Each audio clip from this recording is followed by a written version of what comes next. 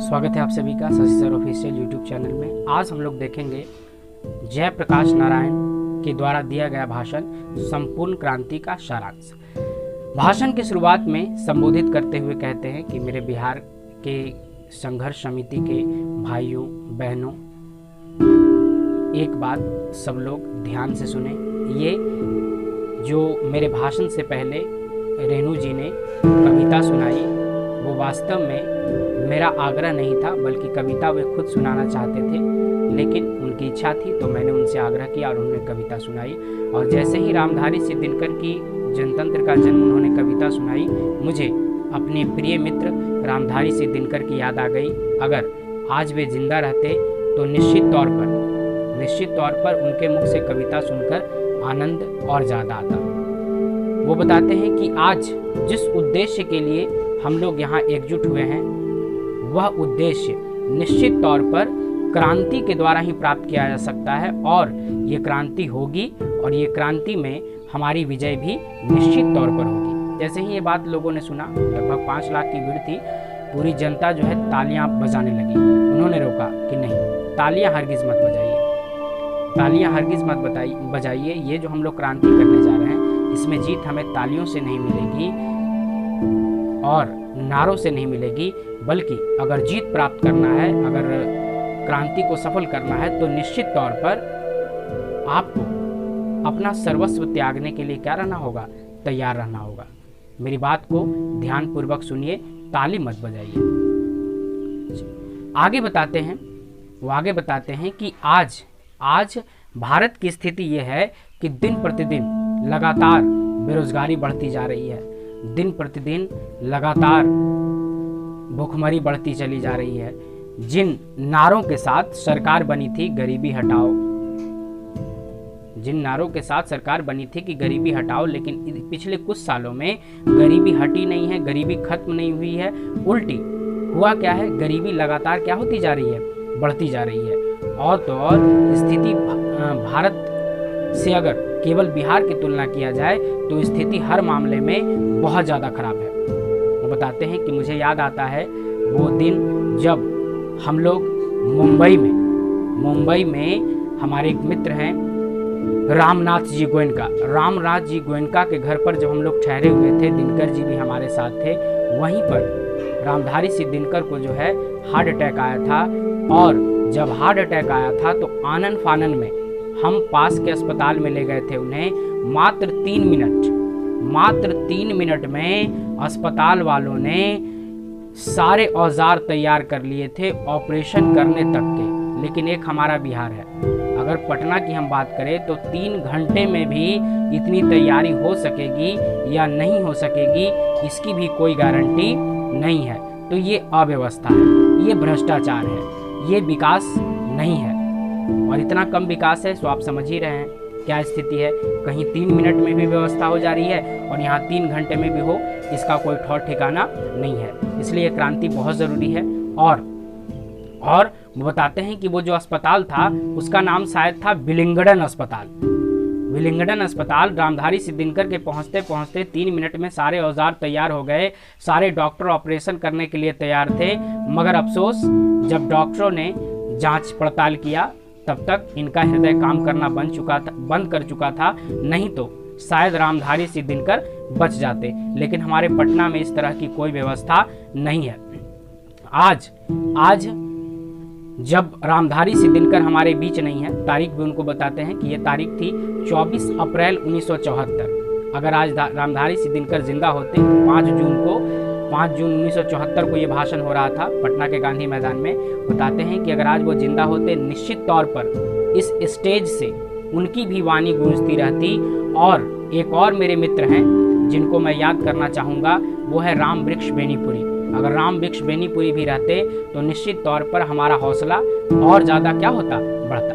फिर वो बताते हैं कि मैंने ये जो संपूर्ण क्रांति का नेतृत्व लिया है अपने हाथों में, मैं नहीं चाहता था कि मैं नेतृत्व करूं। युवाओं ने जब मुझसे आग्रह किया तो मैंने कहा कि मैं मार्गदर्शन आपका कर देता हूं, आप मेरे मार्गदर्शन में चलकर आप आगे के कार्यक्रमों को जारी रखिए। लेकिन वो बताते हैं कि मैं ऐसा कह दिया ज़रूर लेकिन मेरे ऐसा कहने के बाद जो युवा थे या जो अन्य लोग थे, उन्होंने कहा कि मार्गदर्शन से काम नहीं चलेगा, आपको जो है इस आंदोलन का नेतृत्व करना पड़ेगा।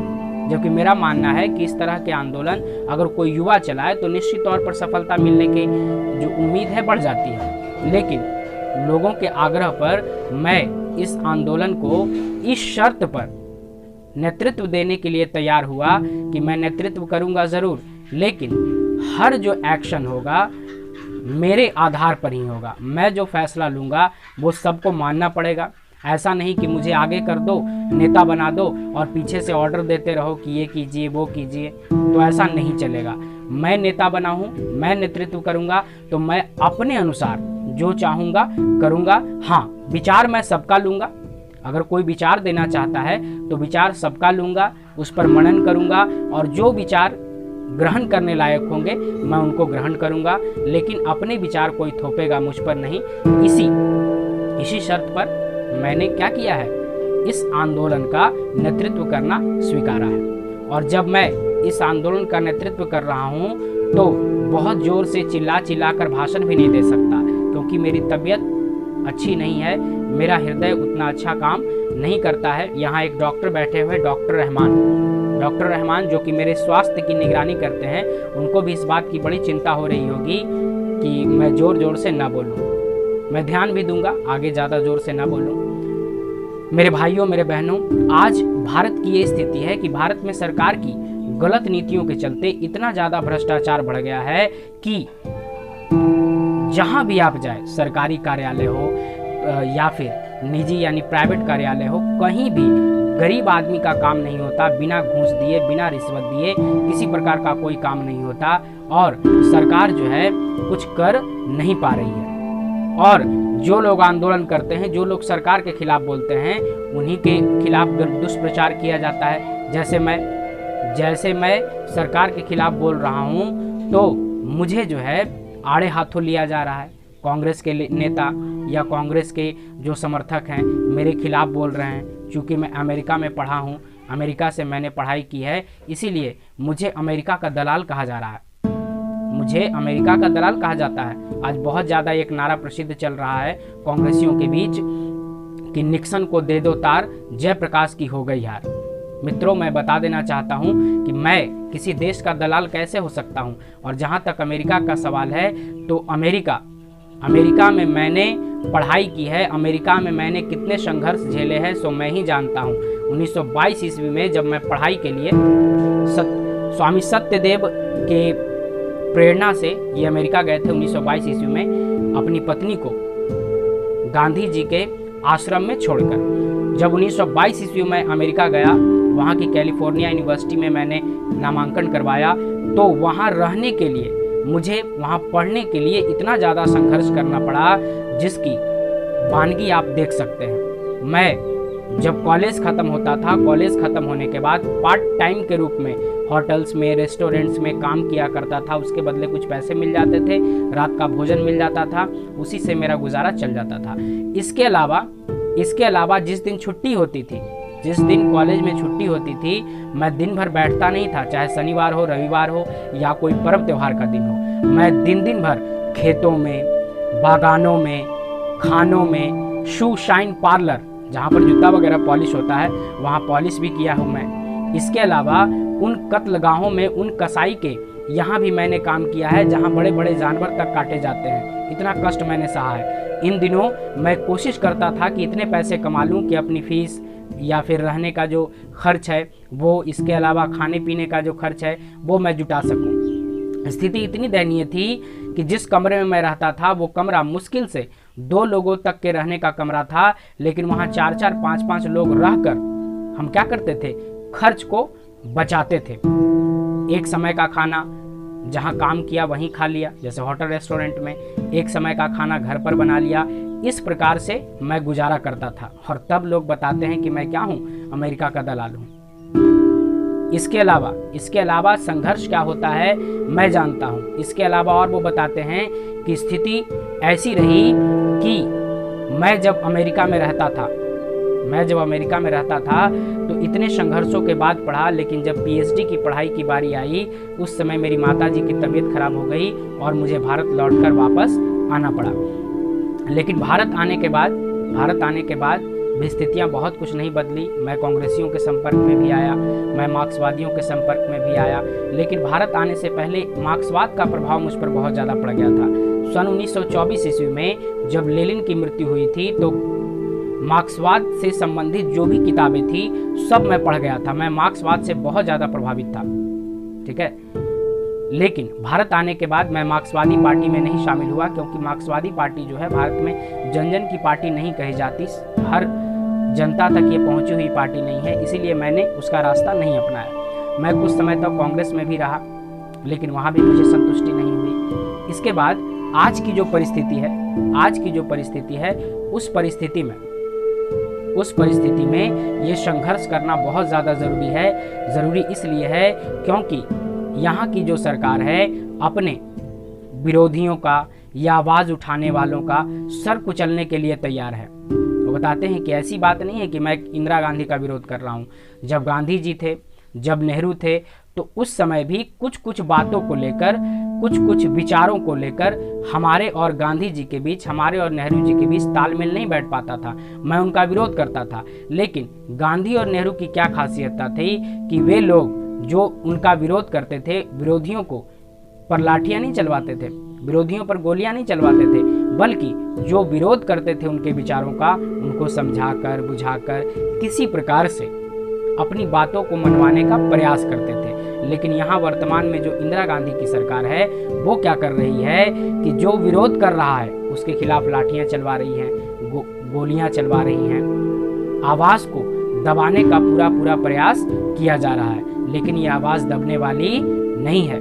हम दबेंगे नहीं, हम रुकेंगे नहीं। फिर लेखक बताते हैं, जयप्रकाश नारायण अपने भाषण में आगे बताते हैं कि आज ये स्थिति है कि मुझे पता चला है कि जहां ये भाषण अभी चल रहा है, यहाँ आने के लिए राज्य के कोने कोने से लोग बसों से, लोग गाड़ियों से, पैदल तक आ रहे हैं। लेकिन पुलिस क्या कर रही है कि आने वाले उन लोगों को मारा जा रहा है, पीटा जा रहा है, आने से रोका जा रहा है। ये कैसा डेमोक्रेसी है?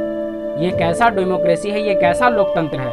लोकतंत्र में जनता की आवाज़ को नहीं दबाया जा सकता। लोकतंत्र में शांतिपूर्ण अगर प्रदर्शन किया जा रहा है तो इस पर लाठियां नहीं बरसाई जा सकती। और वो बताते हैं कि अगर कोई डेमोक्रेसी का दुश्मन है, अगर कोई लोकतंत्र का दुश्मन है, जनता की आवाज़ दबाना चाहता है, तो मैं उसे छोड़ूंगा नहीं, मैं उसका दुश्मन हूँ। और वो बताते हैं कि ऐसी बात नहीं है कि मैं किसी व्यक्ति का विरोधी हूँ। मेरा किसी व्यक्ति से विरोध नहीं है, मेरा किसी व्यक्ति से संघर्ष नहीं है। मेरा संघर्ष है, मेरा विरोध है तो नीतियों से है। अगर आगे चलकर इंदिरा गांधी के अलावा कोई और भी इस तरह की नीतियां अपनाएगा तो मैं उसका भी विरोध करूंगा, क्योंकि मेरी लड़ाई जो है नीतियों से है, विचारों से है, किसी व्यक्ति से नहीं है। वो बताते हैं कि आज ये स्थिति हो रही है कि मेरे समर्थकों पर लाठियां बरसाई जा रही हैं, मेरे समर्थकों को मारा पीटा जा रहा है, और दूसरी ओर मुझे बहलाने फुसलाने का प्रयास किया जा रहा है। मुंबई में एक बहुत बड़े नेता हैं उमाकांत दीक्षित, कांग्रेस के नेता हैं, कांग्रेस के नेता जरूर, लेकिन मेरे स्नेही हैं, मेरे प्रिय हैं, मेरे मित्र हैं। और जब भी वो अक्सर मेरे पास आते हैं तो कांग्रेस का संदेशा लेके आते हैं। बहलाया फुसलाया मुझे जाता है। एक तरफ मेरे लोगों पर लाठियां बरसाई जाती हैं और दूसरे तरफ कांग्रेस के नेता मुझे बहला फुसला कर कांग्रेस में मिला लेना चाहते हैं, अपनी नीतियों का विरोध करने से रोकना चाहते हैं। ये कैसी राजनीति है? और वैसे भी उमा शंकर दीक्षित जो है बड़े प्रगाढ़ नेता है, वहाँ के ब्रेन ऑफ बॉम्बे कहा जाता है उन्हें। लेकिन मेरा मानना है कि यदि मेरे लोगों पर लाठियां बरसाई जा रही हैं तो फिर समझौता किस बात का? इसलिए मैंने कभी उनसे समझौता नहीं किया। और जो संघर्ष समिति आज बनी हुई है, निश्चित तौर पर उससे मुझे काफ़ी अपेक्षाएं हैं, मुझे काफ़ी उम्मीदें हैं। मैं चाहता हूं कि ये संघर्ष अगर हम जीत भी जाएं, ये क्रांति अगर सफल भी हो जाए, तो ये संघर्ष समितियां खत्म नहीं होनी चाहिए।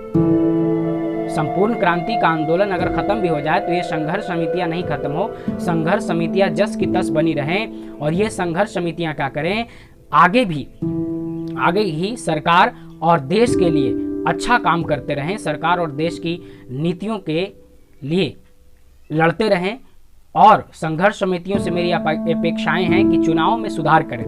चुनाव में क्या सुधार करना है? तो चुनाव में जो प्रतिनिधि चुनाव लड़ते हैं उन प्रतिनिधियों का चुनाव करें ये संघर्ष समितियां। जो व्यक्ति चुनाव लड़ने के लायक है उसको चुनाव में प्रतिनिधि के रूप में खड़ा करें, उसको वोट देने का आह्वान करें। साथ ही साथ वर्तमान में जो व्यवस्था चल रही है कि कोई भी व्यक्ति अगर चुनाव जीत जाता है तो अगले 5 सालों तक के लिए निश्चिंत हो जाता है कि उसे किसी प्रकार का कोई दिक्कत नहीं होगा।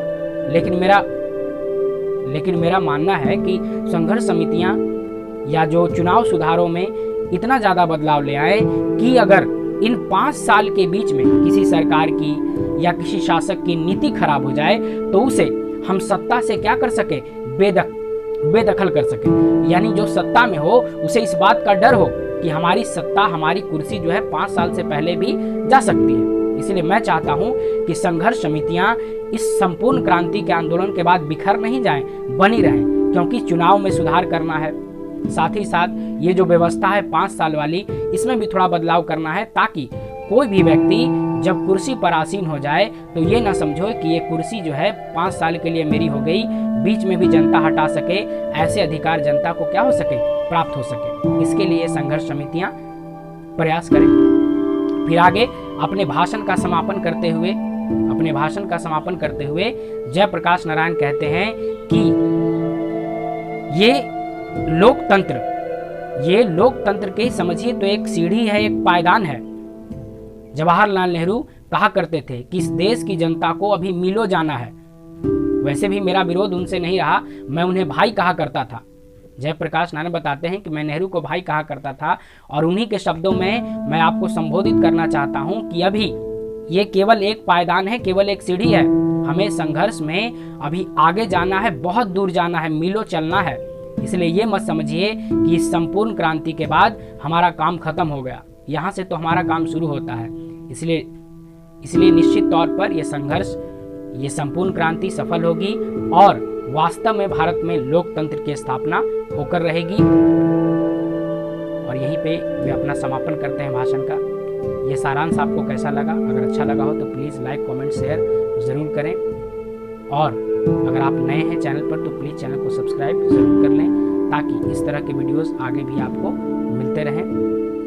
तो मिलते हैं नेक्स्ट वीडियो में, तब तक के लिए सबको मेरी तरफ से जय हिंद।